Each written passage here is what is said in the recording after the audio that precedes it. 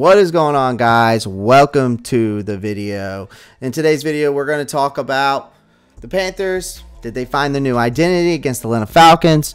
And no trades were made during this trade deadline, which was interesting to me. I thought that we actually might make something, but we're going to dive in that today. As always, before we get into today's video, as always, make sure you pound that like button, pound that subscribe button. That's all I can ask. That's good enough for me. Make sure you comment down below. I always love to hear your thoughts. So the more comments, the more the algorithm gets out there. So that really helps me out. And make sure you click that post notifications bell so you don't miss out on any new videos. I know I haven't been very consistent lately with the videos. I think the last time I posted was like last Monday, but we're going to get back on pace with that and try to get back on track. Definitely going to have some giveaways coming here soon. Definitely going to have some videos still coming out leading up to this game against New England for the next couple days. And also just be on the lookout for those giveaways. All right, guys. Now, make sure you go check out the Carolina Panthers Den on Facebook. They are the best, in my opinion, Facebook group for the Carolina Panthers on Facebook. So go check them out. Also, check the link down in the description. Go check out the Newsbreak app. That helps me out. Please go use the link down in my description. That's my own personal link to it. So that helps me out when y'all use that. Other than that, let's dive into today's video. So first things first, I kind of just want to give you my final takes from this past Sunday game against the Atlanta Falcons. Now, as we all know, a couple weeks ago, all the Panthers coaching staff talked about was committing to the run game and needed to do so to become a more efficient offense, right? So they got to Sunday and they failed to follow the game plan that they promised about running the ball and establishing that. And it resulted in us getting beat by the 1-5 New York Giants to a 25-3 beatdown of a score. Now, Panthers head coach Matt Rule continued to reiterate the team's need to run the ball this past week. This time it actually worked and they actually did what they said that they were going to do. Now, the Panthers ran the ball 47 times in the 19-13 win over these Atlanta Falcons, plus on the road. So, Rule stated previously that 33-34 would be a good mark to reach, but the way that they have been running the ball down, Atlanta's throat, they just kept at it, in which as they should. If it's not broke, don't fix it, So, for the first time this season, the offensive line played really well as a collective unit in both the pass protection and in the run game. So they were dominating their one-on-ones consistently, which is something that I didn't think I'd ever say coming into the season, to be honest. So on top of that, the efficient run game and QB Sam Darnold played much better because of the offensive line. Now, his stats weren't the best, but he was 13 for 24, 429 yards with no touchdowns and no interceptions, which looked very similar to last week against the Giants when he went 16 for 25 for 112 yards, but then he had an interception. But he didn't make any terrible decisions and threw some really good balls down the field. Now, the Falcons registered 3 quarterback hits on Sam Darnold, but they were unable to bring him down for a sack.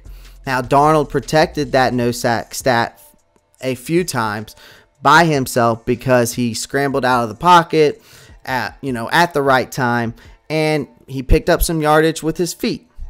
So he ran the ball about 8 times for 66 yards and averaged about 8.3 yards per carry. So 3 of those carries were a QB sneak that they really needed, and they resulted in first downs. So playing this kind of football is what the doctor ordered. It is what is going to take, I think, Carolina for them to get back in that winning streak enough, to make it to that next level into the postseason, hopefully.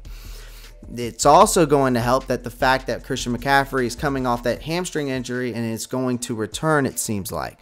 So because the Panthers now have 3 legit backs to go alongside him, as in Chuba Hubbard, Royce Freeman, and then, as we all know now, Mr. Amir Abdullah, to run the ball upwards of 40 times a game seems impossible to do with just 1 or 2 backs. But when there are 4 reliable options, it can be done consistently. So now, obviously, each game will be different, right? And there will be games that Darnold may have to throw it 40 times to win. But this is the offense that Matt Rule has been trying to put in place for the past year and a half. You know, a physical, tough, blue-collar group that wins games right down in the trenches, nose to nose. So, with Darnold's status basically up in the air, moving forward with this concussion, the Panthers will have to emphasize that run game. Even more with the fact that PJ Walker will have to throw the ball here and there to keep defenses off balance. But they will want to limit those opportunities as much as possible. Now, I know people were talking about, well, maybe we should bring Cam in because as Carolina Panthers fans, we still have love for him. But with the fact that Jameis Winston just tore his ACL, I don't think that that's going to be a move for us, nor would it be a good move. Now, we didn't make any moves during the trade deadline. Now, the 2021 NFL trade deadline, has came and gone, as we all know.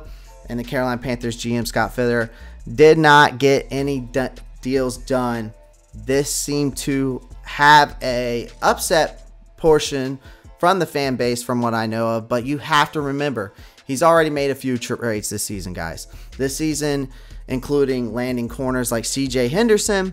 And then, as we all know, we got Stephon Gilmore. So we're sitting here at 4-4. And that's through the first 8 games of the season. Now, that doesn't exactly show that this team is in the best position to make that postseason run.